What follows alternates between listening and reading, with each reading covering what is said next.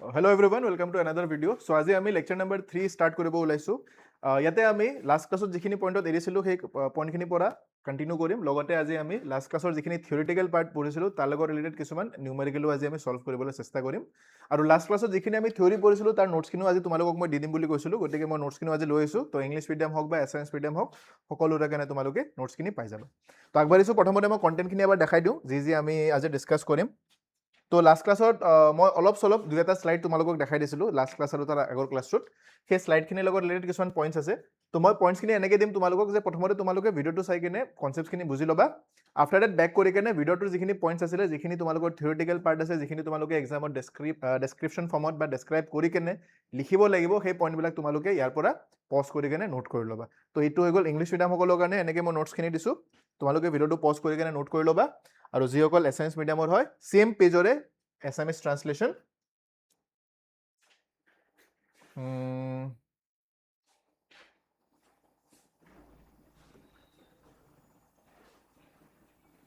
আচ্ছা, ইয়াতে এটা ৱৰ্ড মই দেখিছোঁ, সেই ৱৰ্ডটোক লৈ কেনে হালকাচা কনফিউজন হ'ব পাৰে। কাৰণ ইয়াতে যদি ইংলিছৰ ষ্টেটমেণ্টটো পঢ়া, ইয়াতে এটা পইণ্ট আছে, the gravitational force of earth is responsible for holding the atmosphere above the earth for the rain falling to the earth and for the flow' of water in the rivers. তো পানীৰ পৃথিৱীত যে নদী বৈ যায় বা বৰষুণ পৰে, এইবিলাক চবৰে কাৰণে ৰেছপনচিবল হয় গ্ৰেভিটেশ্যন। কাৰণ গ্ৰেভিটেশ্যনৰ কামেই হ'ল যে পৃথিৱীৰ এটমছফিয়াৰত যিমান যি বস্তু আছে তাক কেন্দ্ৰৰ ফালে টানি আনা। তো যিয়ে নহওক কিয়,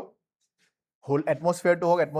এটমছফিয়াৰক পৃথিৱীৰ মধ্যাকৰ্ষণে ধৰি ৰাখিছে, যোনটো ইয়াৰ বায়ুমণ্ডল আছে। তাৰপিছত বৰষুণ যে পৰে সেইটো গ্ৰেভিটেশ্যনৰ কাৰণে হয়, আৰু পানী যে নদীত বৈ যায় সেইটো গ্ৰেভিটেশ্যনৰ কাৰণে হয়। It is also' the gravitational force of earth wish keeps আছ ফাৰ্মলি অন দ্য গ্ৰাউণ্ড। আমি যে মাটিৰ ওপৰত থিয় হৈ আছোঁ, কিহৰ কাৰণে? গ্ৰেভিটেশ্যনেল ফ'ৰ্চৰ কাৰণে। এই ষ্টেটমেণ্টটো ইয়াতে অসমীয়াত অলপমান খেলি মেলি হ'ব পাৰে, যে পৃথিৱীৰ ওপৰত বায়ুমণ্ডল ধৰি ৰখা, পৃথিৱীলৈ বৰষুণ নামি অহা আৰু নদীত পানী বৈ যোৱাৰ বাবে এই অভিকৰ্ষ নহয়, একচুৱেলি অভিকৰ্ষ নহ'ব, কি হ'ব লাগিব? মধ্যাকৰ্ষণ বল হ'ব লাগিব, মধ্যাকৰ্ষণ। তো যেতিয়া নোটছখিনি লিখিবা অভিকৰ্ষৰ জেগাত মধ্যাকৰ্ষণ বল কৰি দিবা, আৰু এইটো অভিকৰ্ষ নহ'ব, এইটো ইয়াৰ জেগাত তোমালোকে মধ্যাকৰ্ষণ বল বুলি লিখি দিবা। বাছ এই ষ্টেটমেণ্টটো কাৰেক্ট কৰি ল'বা। তো এইটো হৈ গ'ল অসমীয়া মিডিয়ামৰ কাৰণে নোটছখিনি, এইখিনি নোট কৰি ল'বা। নেক্সট আগবাঢ়িছোঁ। দেন মই দুই এটা আৰু ইন্ট্ৰডাকশ্যন পাৰ্ট দি দিছোঁ তোমালোকক, যাতে তোমালোকে ৰিডিং মাৰোঁতে অলপমান হেল্প হৈ যায় এইখিনি পাৰ্ট। তো এইখিনি নোট কৰি ল'ব পাৰা কি when we drop an object it falls towards the earth. According to Newton, every object in this universe attracts every other object with a certain force.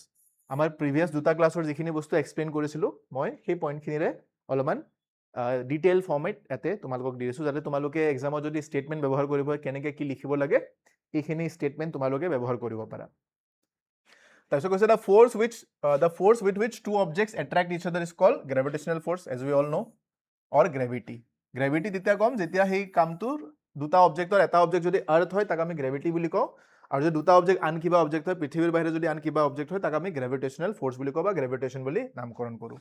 The next point কৈছে যে if the masses of the objects are small, যেতিয়া মাছকেইটা বহুত কম হয়, very small, then the gravitational force between them is very small, যোনটো আমি previous ক্লাছত চাইছিলোঁ ন, যে যদি দুটা মাছ আমি কনচিডাৰ কৰোঁ, সিহঁতৰ মাজত যোনটো এক্ট কৰিব, এটা 1 কেজিৰ মাছ লৈছিলোঁ প্ৰিভিয়াছ ক্লাছত,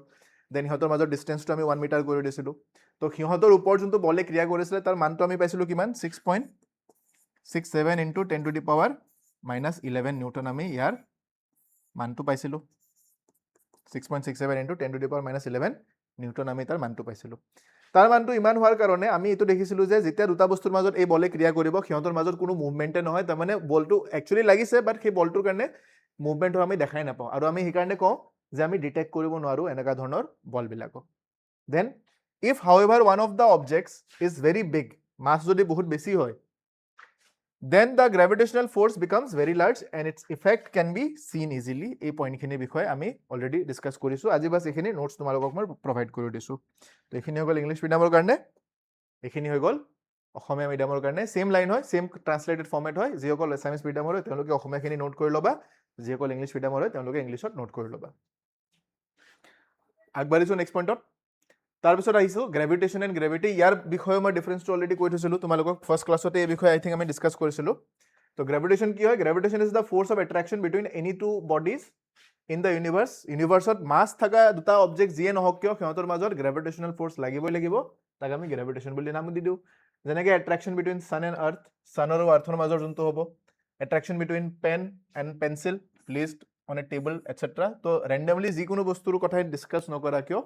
দুটা বস্তু যাৰ মাছ আছে সিহঁতৰ মাজত যোনটো ফ'ৰ্চ লাগিব সেইটো গ্ৰেভিটেশ্যনেল ফ'ৰ্চে হ'ব সদায়, সেইটো ফিক্সড। দেন গ্ৰেভিটিৰ কাৰণে কি হ'ব? Gravity is the force of attraction between the earth and any object lying on or near its surface. For example, a body thrown up falls back on the surface of the earth due to earth's force of gravity. যেনেকৈ মই যদি পেনটো ধৰি কিনে ওপৰ ফালে দুলিয়াই দিওঁ তো এটা পাৰ্টিকুলাৰ হাইটলৈকে যাব, তাৰপিছত আকৌ সি তলত নামি অহা ষ্টাৰ্ট কৰিব। তো এই তলত যে নামি আহিব, কিয় নামি আহিব? তলত নামি অহাৰ কাৰণটো হ'ল পৃথিৱীৰ মধ্যাকৰ্ষণে তাক টানি আছে, টানি কেনে তাক মাটিৰ ফালে লৈ আনিব। এই কাহিনীটো বেচিকেলি ইয়াতে ফ'ল' হ'ব। তো এটা ইংলিছ আছামিজ দুটা এটা শ্লাইডতে আহি গৈছে, তোমালোকে ভিডিঅ'টো পজ কৰি কেনে নোট কৰি ল'ব পাৰা। অ'কে, নেক্সট পইণ্টত আহিছোঁ ইউনিভাৰ্চেল ল অফ গ্ৰেভিটেশ্যন। ইয়াৰো আমি মেথামেটিকেল ফৰ্মটো ডিছকাছ কৰিছিলোঁৱে, এইখিনি পাছ এটা কুইক ৰিভিজনৰ নিচিনা কাম কৰিব তোমালোকৰ কাৰণে। চ' ইউনিভাৰ্চেল ল অফ গ্ৰেভিটেশ্যন বুলিলে কি বুজা পৰীক্ষা যদি সোধে তোমালোকে এই ষ্টেটমেণ্টটো ব্যৱহাৰ কৰিব পাৰা।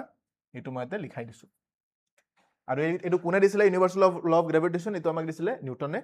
তো এইটো নিউটনে কি কৈছিলে কি every body in the universe attracts every other body with a force which is directly proportional to the product of their masses and inversely proportional to the square of their distance between them. Basically F equal to G m1 m2 যে ইয়াকে basically আমি থিওৰিটিকেল ফৰ্মত ক'বলৈ চেষ্টা কৰিছোঁ। D square লিখোঁ বা কেতিয়াবা আমি তাক আৰ স্কোৱাৰো লিখোঁ। এইটো ইকুৱেশ্যনৰে এইটো ষ্টেটমেণ্ট হয় যে এইটো ইকুৱেশ্যনক যদি শব্দত প্ৰকাশ কৰিব হয় তেতিয়াহ'লে এনেকৈ ইয়াক লিখিব পাৰা। আৰু কেতিয়াবা ডিৰাইভ কৰিবৰ কাৰণে কৈ দিব পাৰে পৰীক্ষাত যে এক্সপ্লেইন কৰা কেনেকৈ আহিব এইটো ইকুৱেশ্যন। তো ডিৰাইভ কৰিবৰ কাৰণে এই যোনটো পাৰ্টখিনি মই লিখি দিছোঁ এজ ইট ইজ এনেকৈ তোমালোকে পৰীক্ষাত লিখিব পাৰা। ইয়াতে কোৱা হৈছে suppose two bodies A and B of masses m1 and m2 are lying at a distance r from each other. Let the force of attraction between these two bodies be F.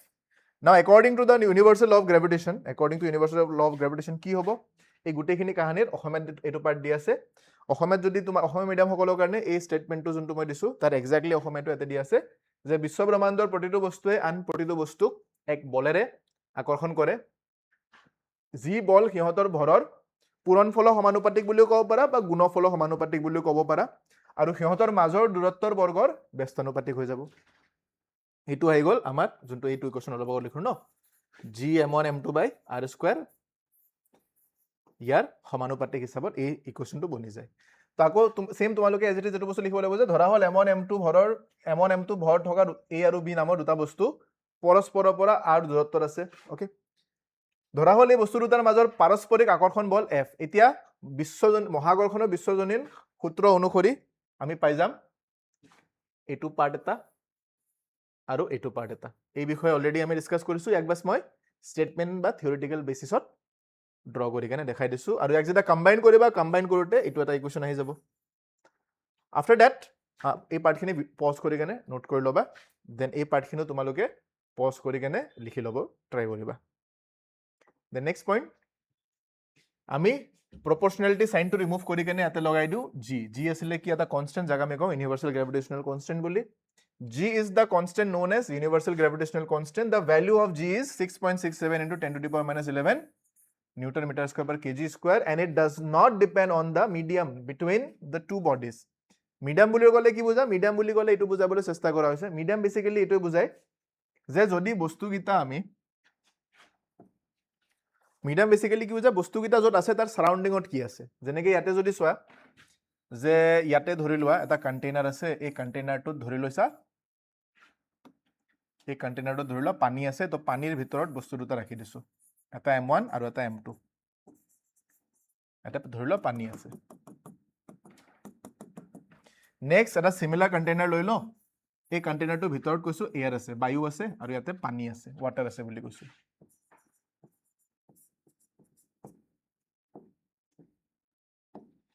তো এয়াৰৰ মাজত যেতিয়া আমি বস্তু দুটা ৰাখিম ইয়াতে, তো ইহঁতৰ মাজত যোনটো বলে ক্ৰিয়া কৰিব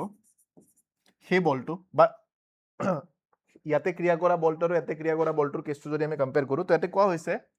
যে it does not depend on the medium. ই মিডিয়ামৰ ওপৰত ডিপেণ্ড নকৰে, মাধ্যমৰ ওপৰত নিৰ্ভৰে নকৰে। তো পানী ৰাখা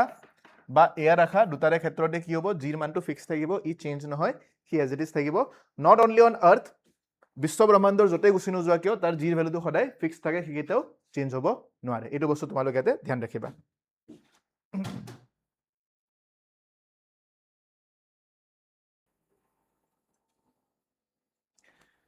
চ' আফটাৰ ডেট আমি আৰু এটা পইণ্টত ইয়াতে ফ'কাছ কৰিব লাগিব, সেইটো হ'ল যে ফাৰ্ষ্ট থিং মিডিয়ামৰ ওপৰত ডিপেণ্ড নকৰে, পানী হওক বা বায়ু হওক বা ভেকিউম হওক, ডাজেণ্ট মেটাৰ, জিৰ ভেলু সদায় ফিক্স থাকিব। পৃথিৱীত ইয়াৰ ভেলুটো চেক কৰা বা বিশ্ব ব্ৰহ্মাণ্ডৰ বেলেগ ক'ৰবাত চেক কৰা, মংগল গ্ৰহত গুচি যোৱা, ছেটাৰ্ণত গুচি যোৱা, শনি গ্ৰহত গুচি যোৱা, বৃহস্পতি গ্ৰহত গুচি যোৱা, এনিৱেৰ ইউ গ' ইয়াৰ ভেলুটো কেতিয়াও চেঞ্জ নহয়, ফাৰ্ষ্ট থিং। তাৰপিছত next, it also' does not depend on the masses of the bodies, ই মাছকেইটাৰ ওপৰতো ডিপেণ্ড নকৰে, or the distance between them. তো এইটো এটা ইম্পৰ্টেণ্ট কেছ হয়, কেতিয়াবা পৰীক্ষাত সুধি দিব পাৰে যে বিশ্বজনীন মহাকৰ্ষণ ধ্ৰুৱক যে আছে, যি যে আছে, ই কাৰ কাৰ ওপৰত ডিপেণ্ড কৰে বা নকৰে, ই কাৰো ওপৰতে ডিপেণ্ড নকৰে, ইয়াৰ ভেলু একদম ফিক্স হৈ গৈছে। ই না মিডিয়ামৰ ওপৰত ডিপেণ্ড কৰে, না বস্তুকেইটাৰ ভৰৰ ওপৰত ডিপেণ্ড কৰে, না বস্তুকেইটাৰ ডিষ্টেঞ্চৰ মাজত ডিপেণ্ড কৰে, ইয়াৰ ভেলু সদায় ইমানে থাকিব, ই কেইটাও চেঞ্জ নহয়। এইটো হৈ গ'ল first point. Okay, then this formula is applicable anywhere in this universe, not only galaxy, Milky Way galaxy কৈ দিয়া, এণ্ড্ৰমেডা গেলেক্সি কৈ দিয়া, এনিৱেৰ ইউ চে, ইউনিভাৰ্ছত য'তে গুচি নোযোৱা কিয় চবতে এই ফৰ্মুলাটো এপ্লিকেবল হৈ যায়। If we double the distance between the two bodies, gravitational force becomes 1/4. এই লাষ্ট ক্লাছত কৰিছিলো নহয়, ডিষ্টেঞ্চ আমি বঢ়াই দিছিলো, তো ফ'ৰ্চ 1/4 হৈ গৈছিলে, 4 গুণ কমি গৈছিলে। And if we halve the distance between the two bodies, the gravitational force becomes 4 times. 4 গুণ তাৰ বলৰ মানটো বৃদ্ধি হৈ যায়। Though the various objects on this earth attract one another constantly, যদিও বহু ধৰণৰ বস্তুৱে পৃথিৱীৰ ছাৰ্ফেচত থকা বস্তুবিলাকক কনষ্টেণ্টলি এট্ৰেক্ট কৰি থাকে, they do not cause any motion because the gravitational force of attraction between them is very small. তো যদি কোৱা হয় যে দুটা বস্তুৰ মাজত যোনটো বলে ক্ৰিয়া কৰে, যোনটো গ্ৰেভিটেশ্যনেল ফ'ৰ্চে ক্ৰিয়া কৰে, তাৰ মানটো ইমান কম কিয় হয়? তো তাৰ কাৰণটো তোমালোকে এইটো ক'ব পাৰা যে যোনটো বিশ্বজনীন মহাকৰ্ষণ ধ্ৰুৱক আছে ন, তাৰ মানটো বহুতেই বেছি কম, 10⁻⁻11। সেইটো কাৰণে ইয়াৰ দুটা বস্তুৰ মাজত যেতিয়া এই ধৰণৰ বলে ক্ৰিয়া কৰে, তাৰ কাৰণে যোনটো ইফেক্ট আহে যে ফ'ৰ্চ লাগিলে অবজেক্টটো মুভ কৰিব লাগে, বাট মুভ নকৰে, কিয় নকৰে? কাৰণ ইয়াৰ মানটো বহুত কম কাৰণে অবজেক্টটোৰ মুভমেণ্ট কৰাবই নোৱাৰে, কৰোৱাটো পচিবলে নহয় ইয়াৰ কাৰণে। এই পইণ্টখিনি ইয়াতে ধ্যান ৰাখিবা। ইয়াৰ লগত ৰিলেটেড যোনটো এছামিছ পাৰ্ট আছে সেইখিনি মই ইয়াতে দি দিছোঁ হা, এক্সাক্টলি ছেম টু ছেম। এইখিনি অসমীয়া মিডিয়ামসকলৰ কাৰণে পজ কৰি কেনে এইখিনি লিখি ল'বা, আৰু ইয়াৰ পিছৰখিনি আছিলে ইংলিছ মিডিয়ামসকলৰ কাৰণে। দেন নেক্সট পেজত গৈ আছোঁ। নেক্সট মই কেইটামান পইণ্ট দিলোঁ, কি দিলোঁ ইয়াতে? কেইটামান ইম্পৰ্টেণ্ট পইণ্ট দি দিছোঁ, কেতিয়াবা তোমালোকে ইয়াৰ লগত ৰিলেটেড পইণ্টছ পৰীক্ষাত দেখা পাব পাৰা, বা পৰীক্ষাত যদি ডিটেইলত লিখিব হয় এইবিলাক পইণ্টটো তোমালোকে ব্যৱহাৰ কৰিব পাৰা। মই বাছ লাইনবিলাক দুই এটা চমুকৈ ব্যৱহাৰ কৰিছোঁ, তোমালোকে নিজৰ লেংগুৱেজত ইয়াক আৰু ডিটেইলত লিখিবলৈ চেষ্টা কৰিব পাৰা। যেতিয়া নিজৰ লেংগুৱেজত ডিটেইলত এই ষ্টেটমেণ্টবিলাক ভাঙি পাতি কেনে লিখিবলৈ চেষ্টা কৰিবা, তোমালোকৰো আইডিয়াটো ভালকৈ গ্ৰ' হ'ব। তো চেষ্টা কৰিবা নিজৰ লেংগুৱেজত যিমান পাৰা বস্তুখিনি ভালদৰে ডিটেইলত লিখিব পাৰা যায়, আৰু এইখিনি প্ৰেক্টিছ কৰিব লাগিব। এনেকুৱা নহয় যে অকল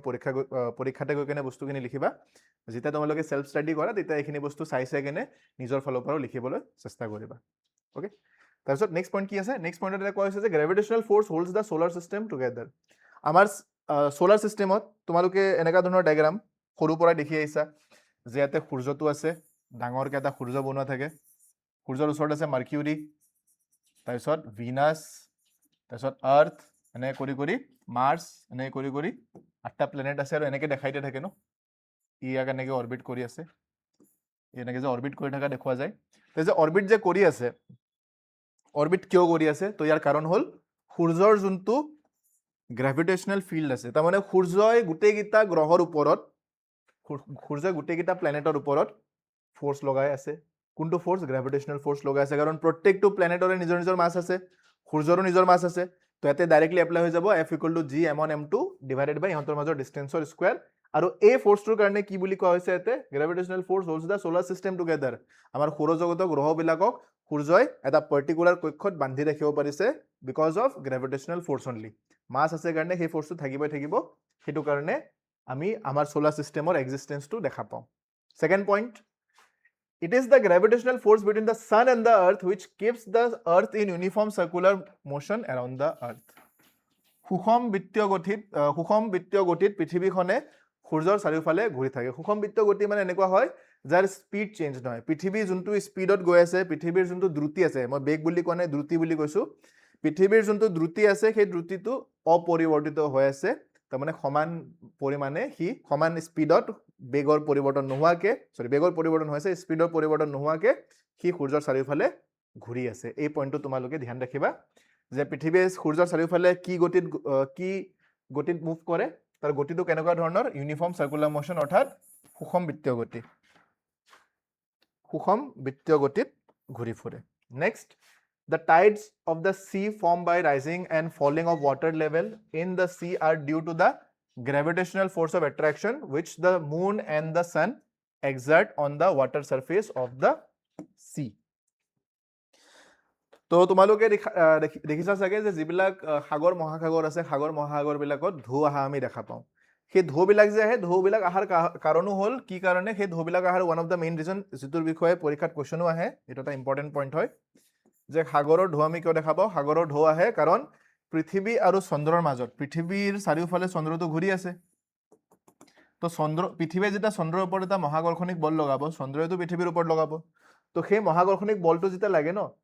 পৃথিৱীৰ পৃষ্ঠৰ যে সাগৰখিনি আছে ন, সেই সাগৰখিনিৰ পৃষ্ঠভাগে সেই বলটো অনুভৱ কৰে, আৰু সেই বলটো অনুভৱ কৰাৰ কাৰণে মুন যেতিয়া চাৰিওফালে ঘূৰি থাকে, সেই মুনটোৰ প্ৰভাৱত সাগৰৰ পানীৰ ওপৰত এটা ঢৌ উঠাৰ নিচিনা হয়। তো কেতিয়াবা যদি সোধে সাগৰৰ ঢৌ কিয় আহে, তোমালোকে এই ষ্টেটমেণ্টটো ক'ব পাৰা, due to the gravitational force of attraction which the moon and the sun exerts on the water surface of the sea. এইটো বস্তু তোমালোকে ইয়াৰ পৰা ক'ব পাৰা। তো এইটো হৈ গ'ল অসমীয়াখিনি, এইটো হৈ গ'ল ইংলিছখিনি। আফটাৰ ডেট নেক্সট পইণ্টত মই আহিছোঁ থাৰ্ড লৰ লগত আমাৰ মহাকৰ্ষণৰ কেছটো কেনেকুৱা হ'ব সেইটোৰ লগত ৰিলেটেড কেইটামান পইণ্ট আমি চাম।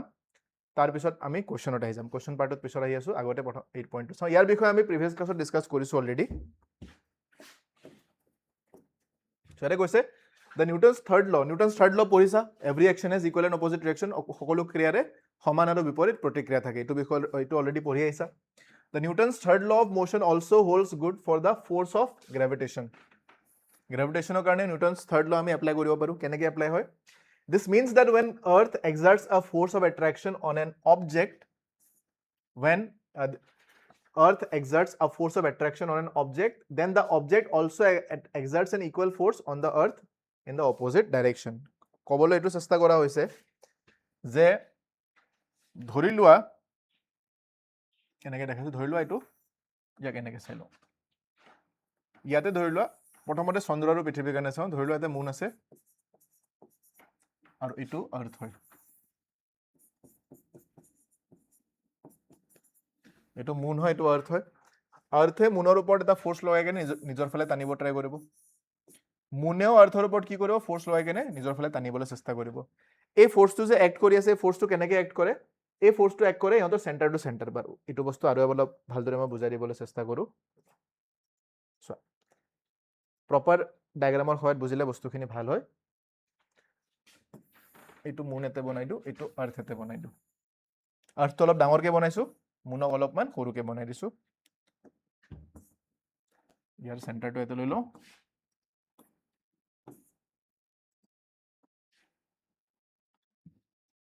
ইয়াৰো চেণ্টাৰটো ইয়াতে লৈ লৈছোঁ।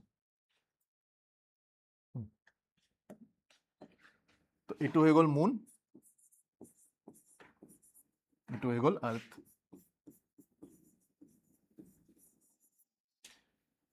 তো পৃথিৱীয়ে চন্দ্ৰৰ ওপৰত নিজৰ ফালে এটা বল প্ৰয়োগ কৰিব। সেই বলটো কোনফালে লাগে, এতিয়া চাবা, এটা বস্তু ধ্যান ৰাখিবা, সেই বলটো সদায়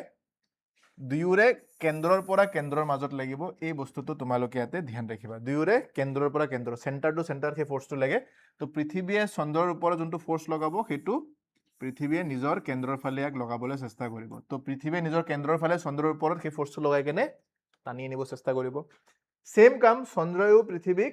নিজৰ ফালে সেই ছেম এমাউণ্টৰ ফ'ৰ্চ লগাই কেনে টানি আনিবলৈ চেষ্টা কৰিব। কাৰণ আমি যেতিয়া এই ফ'ৰ্চটো উলিয়াব যাম, এই ফ'ৰ্চটোৰ মানটো কিমান হ'ব যদি কওঁ, তো পৃথিৱীৰ ভৰটো যদি মই কেপিটেল এম কৈ দিওঁ, আৰু মুনৰ চন্দ্ৰৰ যোনটো ভৰ আছে তাক যদি মই স্মল এম বুলি কৈ দিওঁ, দুয়োৰে মাজৰ দূৰত্ব, এতিয়া দুয়োৰে মাজৰ দূৰত্ব আমি ক'ৰ পৰা ক'লৈ চাওঁ, চেণ্টাৰ টু চেণ্টাৰ আমি চাওঁ সদায়, কাৰণ সেই চেণ্টাৰতে আমি ধৰি লওঁ যে ইহঁতৰ ভৰখিনি জমা হৈ আছে। ডিষ্টেঞ্চটো মই ওপৰ ফালে তলফালে বনাই দিওঁ বাৰু, কথা নাই।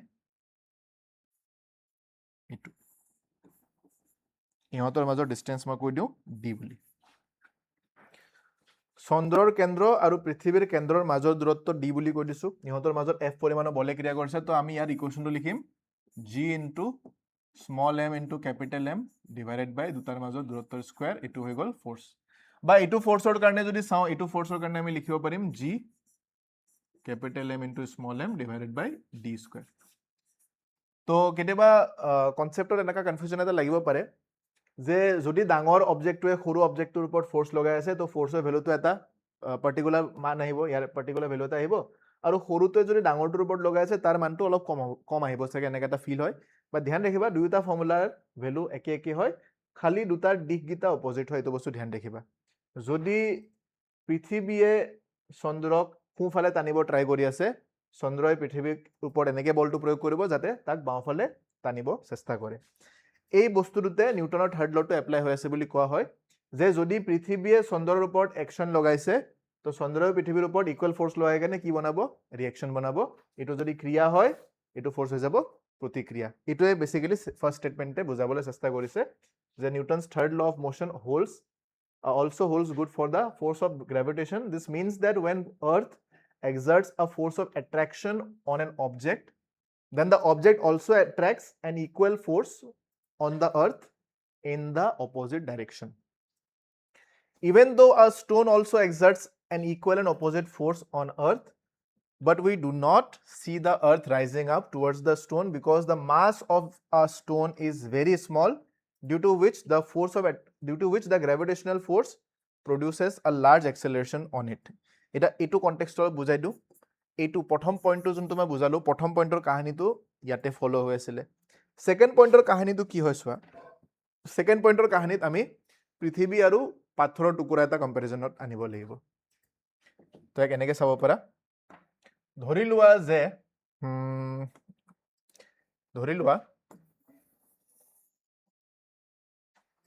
এক এনেকে চাব পৰা যায় হৈ যাব তো অলপ ডাঙৰকে বনাই দিও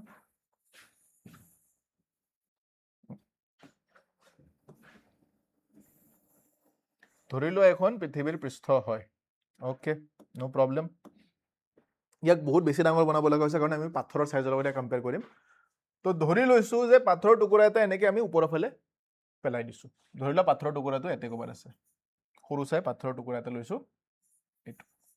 তো পৃথিৱীখনৰ যোনটো ভৰ হ'ব তাক আমি ক্যাপিটেল M বুলি কম পাথৰৰ টুকুৰাটোৰ যোনটো ভৰ হ'ব তাক আমি স্মল m বুলি কম ফৰ্মুলাটোৱে কয় ৰুল কি হয় থাৰ্ড ল হিচাপত যদি চোৱা পৃথিৱীয়ে পাথৰটোৰ ওপৰত যিমান ফোৰ্স লগাই কেনে নিজৰ কেন্দ্ৰৰ ফালে টানি আনিব পাথৰৰ টুকুৰাটোৱে পৃথিৱীৰ ওপৰত সেম ফোৰ্স লগাই কেনে ইয়াক নিজৰ ফালে টানি আনিবলৈ চেষ্টা কৰিব তেনেহলে কথাটো এনেকুৱা হ'ব লাগে যে যদি আকাশৰ ওপৰত আমি কিবা এটা পাথৰ এনেকে দুলিয়াই দিলো তো সেই পাথৰটো পৃথিৱীখনক টানি লৈ কেনে গুচি যাব লাগিছিল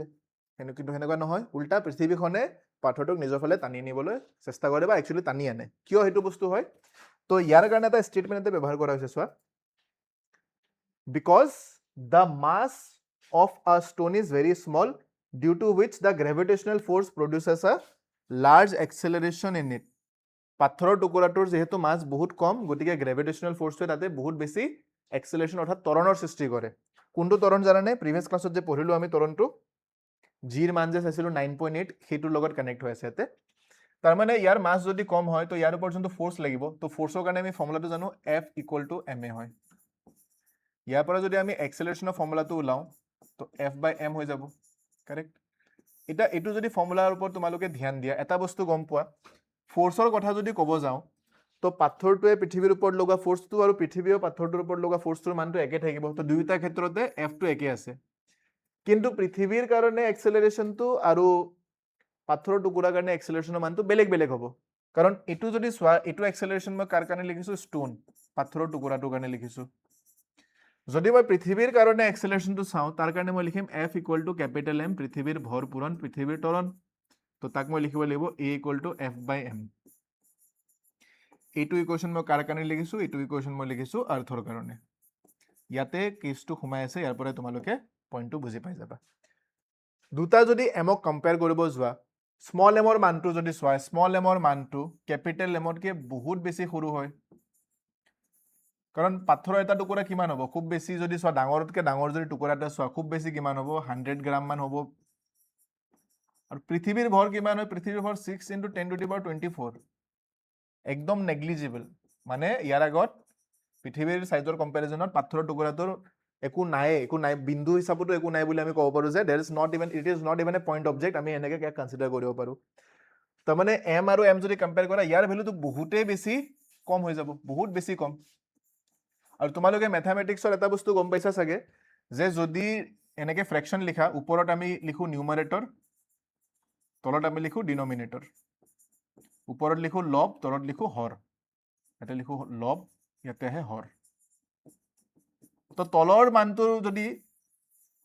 মানটো যদি বহুত কমি যায় সৰু সংখ্যা হৈ যায় তো সৰু সংখ্যা এটা যদি ডাঙৰ সংখ্যা এটা হৰণ কৰিব যোৱা তো ওভাৰঅল ৰিজাল্টটো কি হয় বহুত বেছি ডাঙৰ আহি যায় তো ইয়াতে যেতিয়া এমৰ মানটো সৰু হৈ যাব তো ইহঁতৰ ওভাৰঅল মানটো যদি চোৱা সি বহুত ডাঙৰ আহি যাব ইন এ ৱে এক্সেলাৰেশ্যনৰ মানটো বহুত বেছি আহি যাব ইয়াতে কাৰণ মাছ কম হয় তো ইন এ ৱে এক্সেলাৰেশ্যন মাছৰ লগত ইনভাৰ্সলি প্ৰপৰ্চনেল হৈ আছে তো মাছ যিমান কমি যাব এক্সেলাৰেশ্যন সিমানে বাঢ়ি যাব এইকাৰণে পাথৰৰ টুকুৰাটো পৃথিৱীৰ ফালে বেছি ফাষ্ট মুভ কৰি আহে যদি পৃথিৱীৰ কাৰণে চোৱা পৃথিৱীৰ মাছটো বহুত বেছি পৃথিৱীৰ কাৰণে যদি চোৱা পৃথিৱীৰ মাছটো বহুত বেছি হয় যদি তলৰ মানটো ডিনমিনেটৰ বা হৰৰ মানটো যদি বেছি হয় তেতিয়াহ'লে ইয়াৰ ওভাৰঅল মানটো কি হৈ যাব বহুত কমি যাব ইয়াৰ ওভাৰঅল মানটো বহুত কমা মানে এক্সেলাৰেশ্যনৰ মানটো কি হৈ যাব বহুত বেছি কমি যাব সেইকাৰণে পৃথিৱীয়েও যেতিয়া পাথৰৰ টুকুৰাটোৰ ফালে মুভ কৰিব চেষ্টা কৰিব তাৰ লগা এক্সেলাৰেশ্যনটো বহুতেই কম হ'ব সেইটো কাৰণে পৃথিৱীটো পাথৰৰ ফালে আমি যোৱা নেদেখো আমি পাথৰটোৱে পৃথিৱীৰ ফালে অহা দেখো কাৰণ যেহেতু পাথৰটো মাছ কম হয় সেইকাৰণে পাথৰটোৰ ফালে সি আহি যায় এইটো ৰিজন হয় যে যদি চন্দ্ৰ পৃথিৱী আৰু সূৰ্য তিনিটাক কম্পেয়াৰ কৰিব যোৱা মই কি কৈছো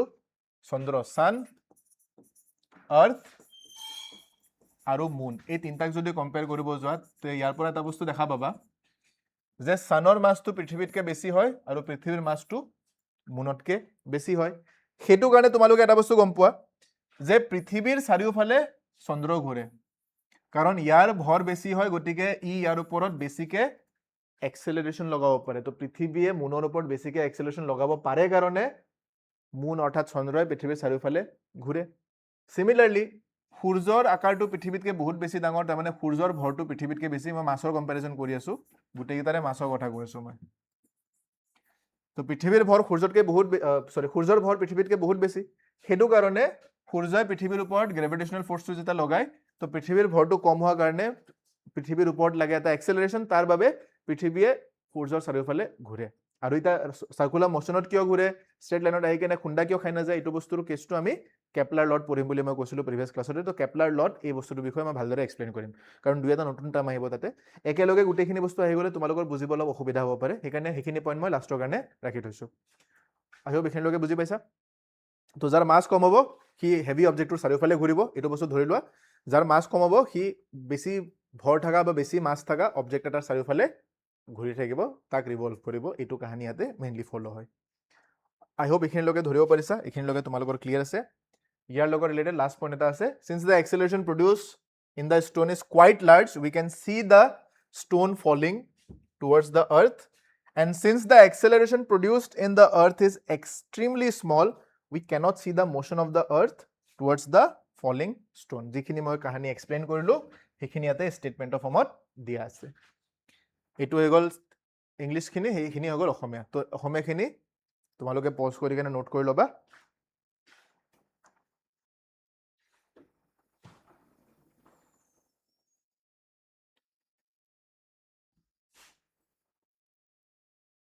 নেক্সট এতিয়া আহিছোঁ কুৱেশ্যনৰ ফালে এতিয়া কুৱেশ্যনত নাম্বাৰবিলাক অলপ আজীব ধৰণৰ থাকিব পাৰে বুকতো অলপ আজীব ধৰণৰ নাম্বাৰ্ছ কিছুমান আছে বাট তাক তোমালোকে এবাৰ ছল্ভ কৰি চাব লাগিব অলদো পৰীক্ষাত এনেকুৱা ধৰণৰ কুৱেশ্যনছ দিয়াৰ চান্স কম আছে কাৰণ কেলকুলেট কৰোঁতে বহুত সময় লাগিব তোমালোকৰ অ'কে তো কুৱেশ্যনটো কি হয় প্ৰথমতে ডিক'ড কৰিবলৈ চেষ্টা কৰোঁ আমাক কৈছে কি ভূমিত ৰখা 1 kg ভৰৰ এটা বলৰ ওপৰত পৃথিৱীয়ে প্ৰয়োগ কৰা মহাকৰ্ষণ বল নিৰ্ণয় কৰা অ'কে 1 kgৰ বস্তু এটা আছে অ'কে তো চোৱা এইটো হৈ গ'ল পৃথিৱী ইয়াৰ ওপৰত এটা পাথৰৰ টুকুৰা ৰাখি দিছোঁ পৃথিৱীৰ ভৰ আমাক দিয়া আছে পৃথিৱীৰ ব্যাসাৰ্ধ আমাক দিয়া আছে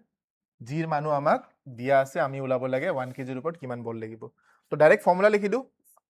প্ৰথমতে পৰীক্ষাত যেতিয়া লিখিব সলিউশ্যন কেনেকৈ লিখিব লাগে চোৱা সলিউশ্যনত লিখিবা তোমালোকে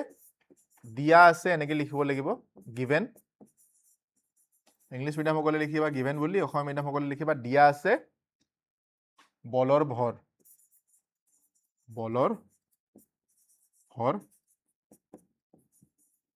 m ইকুৱেল কিমান হ'ব 1 kg দেন বাকিখিনি লিখিবা পৃথিৱীৰ ভৰ capital M 6 into 10 to the power 24 kg তাৰপিছত পৃথিৱীৰ ব্যাসাৰ্ধ ৰেডিয়াস কেপিটেল R লৈ লোৱা 6.4 into 10 to the power 3 kilometre কিন্তু আমাৰ কাম হ'ল কি আমাক গোটেইখিনি বস্তু লাগে SI ইউনিটত SI এককত লাগে গতিকে কিলোমিটাৰক আমি কৰিব লাগিব metre 6.4 into 10 to the power কিলোমিটাৰক মিটাৰ কৰিলে আমি কি কৰো কিলোমিটাৰক যেতিয়া আমি মিটাৰ কৰো আমি 1000 ৰে পূৰণ কৰি দিওঁ গতিকে এই কিলোমিটাৰৰ জায়গাত আমি 1000 মিটাৰ লিখি দিম তো এই 1000 টো আৰু 10 কিউব কম্বাইন হৈ কেনে ই বনি যাব 10 to the power 6 মিটাৰ এটো হৈ গল ইয়াৰ লগত ৰিলেটেড এটা ইকুৱেশ্যন আৰু জিৰ ভ্যালু আমি গমে পাও তো ইয়াৰ পিছত আমি কৰিব লাগিব কি ইয়াৰ পিছত নেক্সট পইণ্ট আমি লিখিব লাগে আমি জানো যে we know that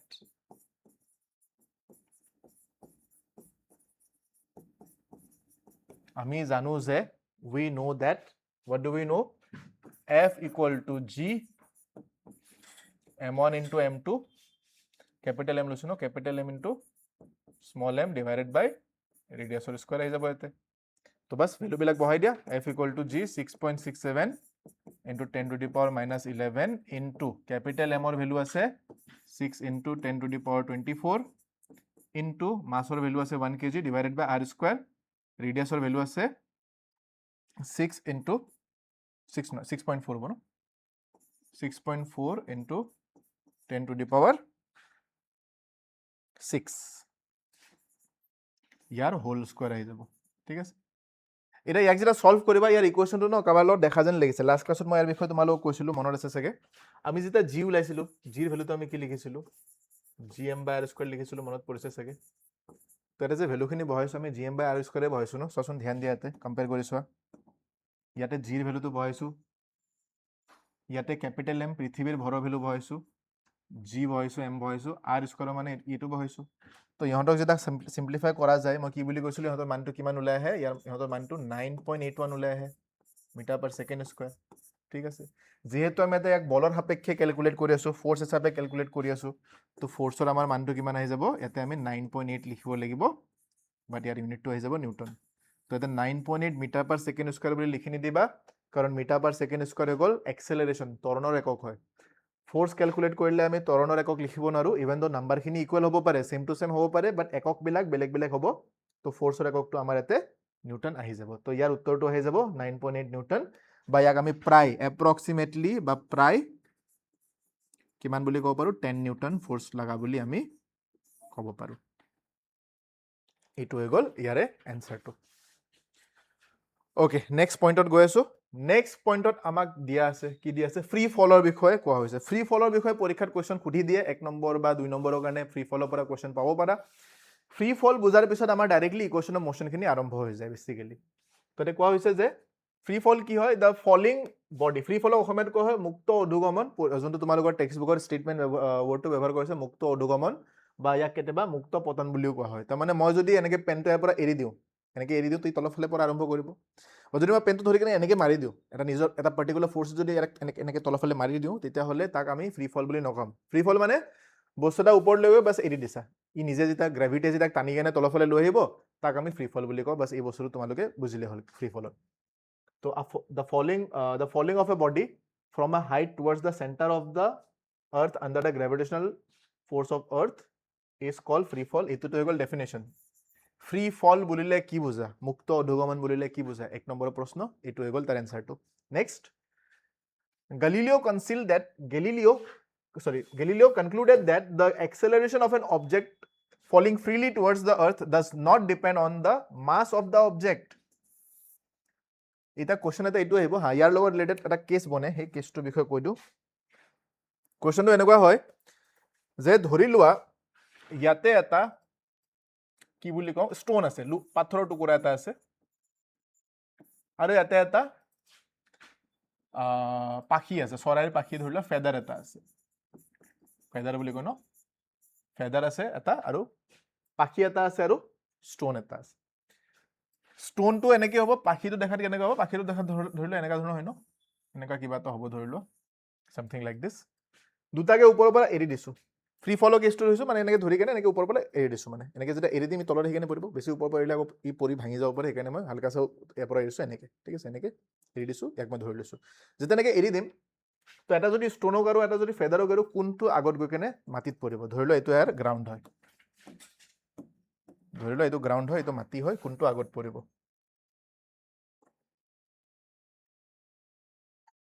তো লজিকেলি ভাবিবলৈতো এনেকুৱা লাগে যে ষ্টোনটো আগত পৰিব ষ্টোনটো গৈ কেনে এটা আগত পৰিব আৰু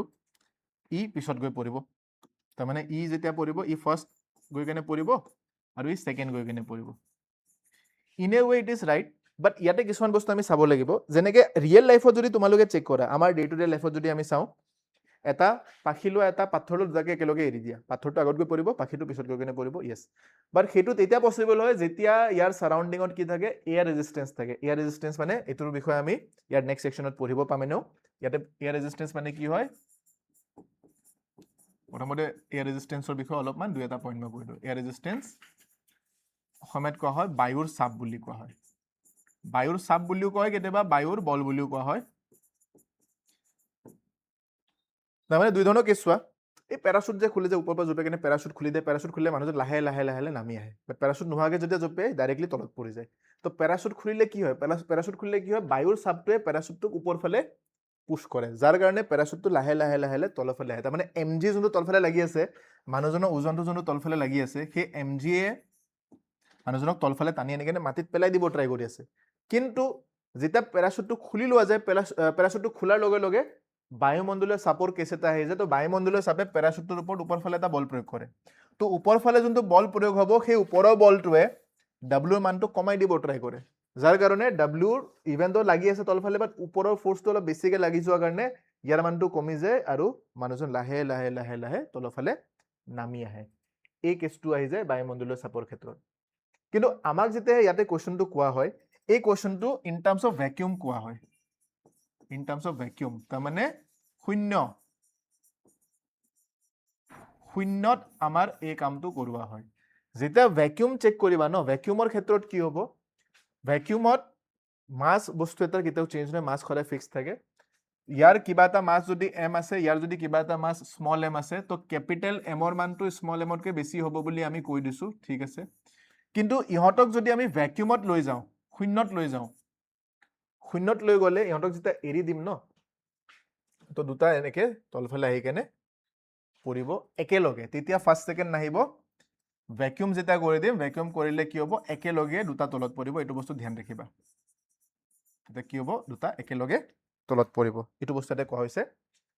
যে গেলিলিও কি কৈছিলে concluded that the acceleration of an object falling freely towards the earth does not depend on the mass of the object এইটোৰ পৰা কেতিয়াবা ভিতৰুৱা কোৱেশ্চন পৰীক্ষাত সুধিব পাৰে ধ্যান ৰাখিবা যে অবজেক্ট এটা যেতিয়া ওপৰৰ পৰা তলত পৰি আছে তো অবজেক্টটো যদি বেছি গধুৰ হয় সোনকালে পৰিব অবজেক্টটো যদি কম গধুৰ হয় সোনকালে লেটকৈ পৰিব এনেকুৱা নহয় দুটা একেলগে পৰে কাৰণ সি ভৰৰ ওপৰত নিৰ্ভৰ নকৰে the heavier object as well as the lighter object accelerates at the same ৰেটত এক্সেলাৰেট কৰে কাৰণ এক্সেলাৰেশ্যনটো ভৰৰ ওপৰত নিৰ্ভৰ নকৰে এই বস্তুটো ধ্যান ৰাখিবা ইয়াতে এই গোটেইখিনি কাহিনীৰ অসমীয়া মিডিয়ামখিনি তলত দিয়া আছে অ'কে নেক্সট পইণ্টত গৈছোঁ নেক্সট আহিছে মাধ্যাকৰ্ষণিক ত্বৰণ ইয়াৰ বিষয়ে মই ইয়াক ডিৰাইভ কৰি কেনে প্ৰিভিয়াছ ক্লাছত দেখাই দিছিলোঁ তাৰপিছত আহে ভেৰিয়েশ্যন অফ জিৰ কেছ এটা আহিব তাৰপিছত আহিব equation of motion equation of মোশ্যনৰ বিষয়ে আমি ডিছকাছ কৰিব আছে এইটো one of the important topic হয় এইটো চেপ্টাৰৰ আচ্ছা তো ইকুৱেশ্যন অফ মোশ্যনৰ কেছটোত যোৱাৰ আগতে দুই এটা পইণ্ট আৰু আছে জিৰ লগত সেইখিনি চাই লওঁ তো এই পাৰ্টটো যে আছে ইয়াৰ থিয়ৰিটিকেল পাৰ্টটো ইয়াতে আছে প্ৰিভিয়াছ ক্লাছত মই ইয়াৰ মেথামেটিকেল পাৰ্টটো বুজাই দিছিলোঁ যে জি এম বাই আৰ স্কুৱাৰ তো এবাৰ সেই ভিডিঅ'টো চাই ল'বা লেকচাৰ নাম্বাৰ 2ত ইয়াৰ মেকানিজমটো বুজি পাই যাবা যে কেনেকৈ আহিল ঠিক আছে তাতে কোৱা হৈছে when an object is dropped from some height its velocity increases at a constant rate in other words a uniform acceleration is produced in it by the gravitational pull of the earth তো যদি কেতিয়াবা এটা বস্তু কোৱা হয় যে object এটা ওপৰৰ পৰা তলত পৰিছে তো তাৰ গতি কেনেকুৱা সি সুষম বেগত গতি কৰিছে নে সুষম ত্বৰণত গতি কৰিছে তো এনচাৰ হ'ব সি সুষম ত্বৰণত গতি কৰে তাৰ বেগ সময়ৰ সৈতে বাঢ়ি গৈ থাকে সময়ৰ সৈতে বাঢ়াৰ কাৰণটো হ'ল তাৰ ওপৰত কিহে ক্ৰিয়া কৰিছে ত্বৰণে ক্ৰিয়া কৰিছে এক্সেলাৰেশ্যনে ক্ৰিয়া কৰিছে সেই এক্সেলাৰেশ্যনটো কোন হয় সেই এক্সেলাৰেশ্যনটো জি হয় যাৰ মানটো আমি প্ৰিভিয়াছ ক্লাছত চাইছিলোঁ ন কিমান আছিলে 9.8 মিটাৰ পাৰ ছেকেণ্ড স্কুৱাৰ আছিলে ইয়াৰ মানটো ঠিক আছে This uniform acceleration produced in a freely falling body due to the gravitational force of the earth is known as acceleration due to gravity. তো যদি সোধা হয় what do you mean by acceleration of gravity এইটো তোমালোকৰ কাৰণে এটা ধুনীয়া definition বনি গৈছে এইটো ডেফিনেশ্যন পৰীক্ষাত তোমালোকে লিখিব পাৰা next the value of g changes slightly from place to place এইটো আমি চেক কৰিম এইটো মই বুজাই দিম আজি কেনেকৈ হ'ব place to place but for most purposes it is taken as 9.8 meter per second square আৰু আমি যেতিয়া কুৱেশ্যন সলভ কৰোঁ কুৱেশ্যন সলভ কৰোঁতে এপ্ৰক্সিমেটলি ইয়াক 10 মিটাৰ পাৰ ছেকেণ্ড স্কুৱাৰ বুলি মানি কেনেও সলভ কৰিব পাৰা তেতিয়াও তেনেকৈ কাম চলি যায় next when a body is dropped freely it falls under an acceleration of 9.8 meter per second square and when a body is thrown vertically upwards it undergoes a retardation of 9.8 meter per second square আচ্ছা এই পইণ্টৰ কেছটো যদি in cash বুজা নাই ইয়াক মই মেথমেটিকেলি বুজাই দিম চিন্তা কৰিব নালাগে বৰ্তমান বাছ ইয়াক তোমালোকে মনত ৰাখিব লাগিব এই পইণ্টটো মনত নাৰাখিলেও হ'ব কাৰণ অলপ পিছত এই বস্তুটো ক্লিয়াৰ হৈ যাব আজি নহ'লেও নেক্সট ক্লাছত এইখিনি বস্তু ক্লিয়াৰ হৈ যাব তোমালোকৰ যে বস্তুটো যেতিয়া ওপৰৰ পৰা তললৈ পৰে তো ইয়াৰ স্পীডটো বাঢ়ি বাঢ়ি গৈ থাকে বাঢ়ি বাঢ়ি যোৱাৰ কাৰণে তাৰ ওপৰত আমি কওঁ যে 9.8 মিটাৰ পাৰ ছেকেণ্ড স্কুৱাৰৰ ত্বৰণে ক্ৰিয়া কৰিছে ইন চিমিলাৰ ৱে যদি আমি অবজেক্টটো ওপৰ ফালে মাৰি পঠিয়াই দিওঁ ওপৰ ফালে মাৰি পঠিয়ালে ই যেতিয়া ওপৰ ফালে যায় ষ্টাৰ্টিঙৰ স্পীডটো বেছি আছে দেন উইথ টাইম ইয়াৰ স্পীডটো কমি গৈ থাকে যেতিয়া কিবা এটা বস্তুৰ স্পীড কমি যায় তাক আমি ডিচেলাৰেশ্যন বা মন্থৰণ বুলি কওঁ অসমীয়াত বা ৰিটাৰ্ডেশ্যন বুলি কোৱা হয় তো ৰিটাৰ্ডেশ্যন হোৱাৰ কাৰণটো এইটো হৈ গ'ল যে পাৰ্টিকেলটোৰ স্পীডটো সময়ৰ সৈতে কমি গৈ আছে ইন এ ৱে তাৰ ওপৰত ব্ৰেক লাগিছে ব্ৰেক লগালে যেতিয়া সময়ৰ সৈতে পাৰ্টিকেলটোৰ স্পীডটো কমি গৈ থাকে ছেম ৱে ইয়াতে ওপৰ ফালে যেতিয়া মাৰি পঠিয়াওঁ গ্ৰেভিটিয়ে তলফালে টানি আছে বাট পাৰ্টিকেলটো ওপৰ ফালে যাব ট্ৰাই কৰি আছে বাট যিহেতু ইয়াক ওপৰ ফালে পঠিয়াবৰ কাৰণে আমাৰ তাত এনাফ ফ'ৰ্চ বাকী নাই তো গ্ৰেভিটি ইয়াক টানি লৈ আহে অলপ পিছত তাৰমানে প্ৰথমতে টানি কেনে ইয়াৰ স্পীডটো 0 কৰি দিব দেন আকৌ ফাইনেলি তলফালে টানি লৈ কেনে গুচি আহে সেইকাৰণে যেতিয়া আপৱাৰ্ড আমি মুভ কৰাওঁ তাক ইয়াৰ ওপৰত 9.8 ছেম এমাউণ্টৰে ৰিটাৰ্ডেশ্যন লাগে এইটো পইণ্ট এটা ইম্পৰ্টেণ্ট পইণ্ট হয় ইয়াৰ ইউজটো মেইনলি তোমালোকে অংকবিলাকত দেখা পাবা নিউমেৰিকেলবিলাক যেতিয়া সলভ কৰিম ন তাতে এই থাৰ্ড পইণ্টৰ ইউজটো মেইনলি দেখা পাবা অ'কে ইয়াৰ পিছত নেক্সট পইণ্টত গৈ আছোঁ এইটো হৈ গ'ল ইয়াৰে আছামিজ ট্ৰান্সলেশ্যন পাৰ্টটো এইখিনি তোমালোকে নোট কৰি ল'বা তাৰপিছত নেক্সট পইণ্ট আহিছোঁ variation of acceleration due to gravity হা এইটো লাষ্ট পইণ্ট আজিৰ কাৰণে কভাৰ কৰি লওঁ চাবা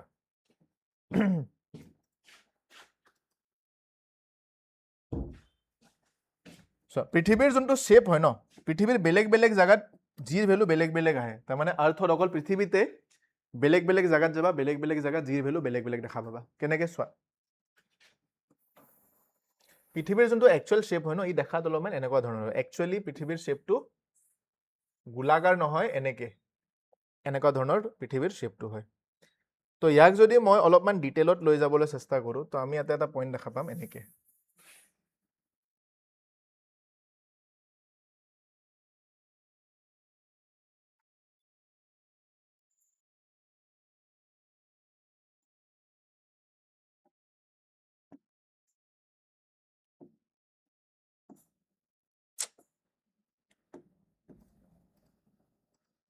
এনেকৈ ধৰি লোৱা এটা পইণ্ট আছে এইটো হৈ গ'ল পৃথিৱীখনৰ কেন্দ্ৰ পৃথিৱীৰ বেলেগ ছাৰ্ফেচত বেলেগ পইণ্টত যেতিয়া থিয় হ'বা ন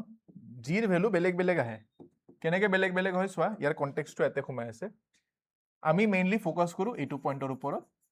আৰু এইটো পইণ্টৰ ওপৰত যিটো কাম ইয়াতে হ'ব ছেম কেছ ইয়াতে দেখা পাবা যিটো কেছ ইয়াতে হ'ব ছেম কেছ ইয়াতে দেখা পাবা তো সেইকাৰণে আমি এই দুটা পইণ্ট লৈ লৈছোঁ এইটোক আমি প'ল বুলি কওঁ আৰু ইয়াক আমি এইটো পইণ্টক আমি কি বুলি কওঁ ইকুৱেটৰ বিষুৱ ৰেখা বুলি কোৱা হয় ন ইকুৱেটৰ বুলি কওঁ ইয়াক ওপৰৰটো কওঁ উত্তৰ মেৰু তলৰটো কওঁ আমি দক্ষিণ মেৰু তো ইয়াতে যি হ'ব ইয়াতে এজ ইট ইজ হ'ব এতিয়া পৃথিৱীৰ আকাৰটো যিহেতু অলপ এনেকুৱা ধৰণৰ হয় তো আমি ইয়াতে দুই ধৰণৰ ব্যাসাৰ্ধ পোৱা যায় দুই ধৰণৰ ব্যাসাৰ্ধ কেনেকুৱা এইটো যদি আৰ হয় দেখাই পোৱা নাই কালাৰটো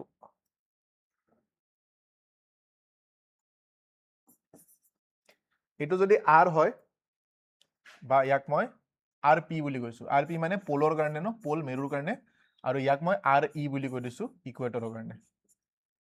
এতিয়া তোমালোকে যদি ধ্যান দিয়া এটা বস্তু দেখিবা যদি ইয়াৰ শ্বেপটো এই পাৰ্টটো অলপ বেছি ডাঙৰ লাগি আছে এই পাৰ্টটো অলপমান সৰুও লাগি আছে এনেকৈ তো ইয়াতে ক্লিয়াৰলি আমি এটা বস্তু দেখা পাইছো যে আৰপিৰ যোনটো মান আছে আৰপিৰ মানটো আৰিতকে কি হয় অলপমান সৰু হয় তাৰমানে মেৰুৰ ফালে যোনটো ব্যাসাৰ্ধ আছে মেৰুৰ ফালে থকা ব্যাসাৰ্ধটো বিষুৱৰ ফালে থকা ব্যাসাৰ্ধতকৈ অলপমান কম হয় কাৰেক্ট আৰু আমি যেতিয়া ইয়াৰ লগত ৰিলেটেড এক্সেলাৰেশ্যন ডিউ টু গ্ৰেভিটিৰ মানটো ওলাইছিলো তাৰ মানটো ওলাওতে আমি ফৰ্মুলাটো কি লিখিছিলো g equal to capital G into capital M divided by r square বুলি লিখো ইয়াতে বেলেগ বেলেগ পইণ্টত r ৰ মান আমি বেলেগ বেলেগ পালো যেহেতু বেলেগ বেলেগ পইণ্টত আমি r ৰ মান বেলেগ বেলেগ পাইছো তো ইয়াতে r ৰ মান বেলেগ বেলেগ বহালে 0 টো আমি বেলেগ বেলেগ মান পাব লাগিব কাৰেক্ট সেইটো কাৰণে আমি কওঁ যে পোলত বেলেগ হয় ইকুৱেটৰত বেলেগ হয় কিমান হয় সেইটো আমাৰ কাৰণে মেটাৰ নকৰে কাৰণ ইয়াতে এই ভেৰিয়েশনটো বহুত নেগলিজিবল হয় হালকাসা ডিফাৰেন্স হয় সেই কাৰণে আমি এক্সাক্ট ভ্যালুৰ ওপৰত ফোকাস নকৰো হা আমাক থিওৰিটিক্যালি খুদিব পাৰে যে কোড বেছি হয় কোড কম হয় তো সেইটো বস্তু মই তোমালোকক দেখাই দিও কোড বেছি হ'ব কোড কম হ'ব তো ইয়াৰ পৰা এটা বস্তু গম পাইছো যে জিৰ আৰৰ লগত যোনটো ৰিলেশন বনিছে আৰৰ মানটো যদি আমি সৰু কৰি দিও তো এই গোটেই পাৰ্টটোৰ ওভাৰঅল মানটো ডাঙৰ হৈ যাব তাৰ মানে জিৰ মানটো তেতিয়া ডাঙৰ হ'ব দ্যাট মিন্স আৰ যেতিয়া কম হয় আৰৰ মানটো যেতিয়া সৰু হয় জিৰ মানটো তেতিয়া ডাঙৰ হয় আৰু আৰৰ মানটো যেতিয়া ডাঙৰ হ'ব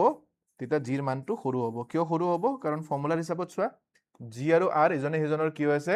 ব্যস্তানুপাতিক ইনভাৰ্সলি প্ৰপৰ্শনেল টু ইচ আদাৰ হৈ আছে সেইটো কাৰণে যত ৰেডিয়াস কম তাত জি বেছি হ'ব যত ৰেডিয়াস বেছি হ'ব তাতে জি কম হ'ব তো ৰেডিয়াস কোড কম আছে ৰেডিয়াস আমাৰ পোলত কম আছে গতিকে ইয়াতে যোনটো পোলৰ কাৰণে জি পি আহিব তাৰ মানটো আৰু ইয়াতে যোনটো ইকুৱেটৰৰ মানটো আছে জি ই ইহঁতক দুটাৰে যদি কম্পেয়াৰ কৰা তো ইয়াৰ পৰা কি দেখা পাম যত ৰেডিয়াস কম তাতে জি বেছি যত ৰেডিয়াস বেছি তাতে জি কম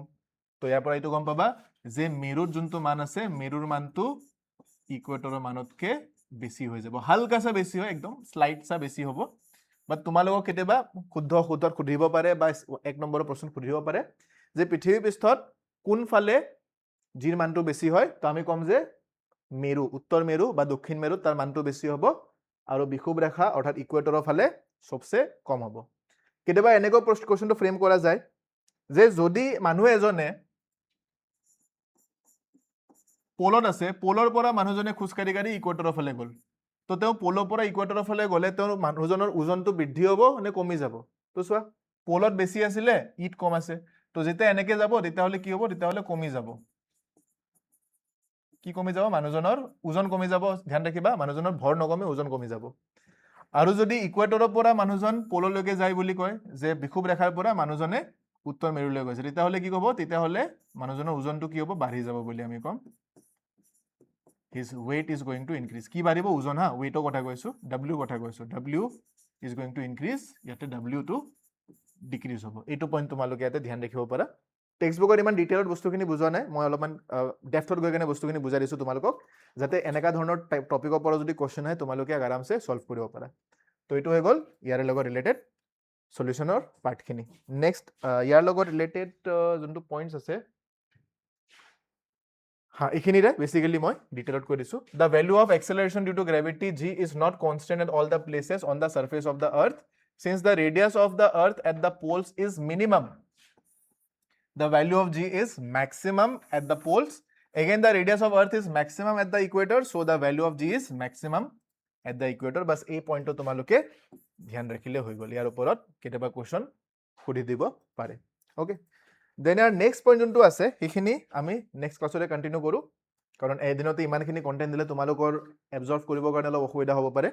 তো এইখিনি পইণ্টৰ পৰা আমি নেক্সট ক্লাছত ষ্টাৰ্ট কৰিম ইয়াৰ পৰা আমাৰ ইকুৱেশ্যন অফ মোশ্যন গতি বিষয়ক সূত্ৰখিনিৰ ইউজ আমাৰ ইয়াৰ পৰা ষ্টাৰ্ট হৈ যাব আৰু সেইখিনি কমপ্লিট কৰি কিনে আমি প্ৰেছাৰ এণ্ড বুয়েঞ্চি সেইখিনি প্লাবিতা বল এণ্ড অল সেইবিলাক টপিকৰ ভিতৰত আমি সোমাই যাম তো বেছি নালাগে আৰু 3টা বা 4টা মান ক্লাছত আমাৰ এই টপিকটো কমপ্লিটলি ফিনিশ হৈ যাব ঠিক আছে তো ইয়াৰ পৰা আমি কণ্টিনিউ কৰিম নেক্সট ক্লাছত তো আজি ক্লাছটো ইমানতে সমাপ্ত কৰিছো নেক্সট ক্লাছত আকৌ লগ পাম টিল দেন তোমালোকে ভালদৰে পঢ়ি থাকিবা ভালদৰে প্ৰিপাৰেচন কৰি থাকিবা thank you for watching the class bye bye and take care everyone